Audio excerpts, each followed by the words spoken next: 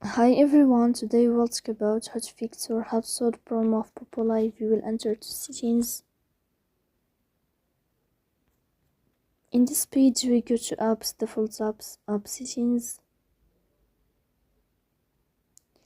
In this list you will search about Poppo Live and you will click here. Then this page of app info, you will click on Forcestop and you will click OK. Here you will enter to the window of storage. Then we click on clear cache.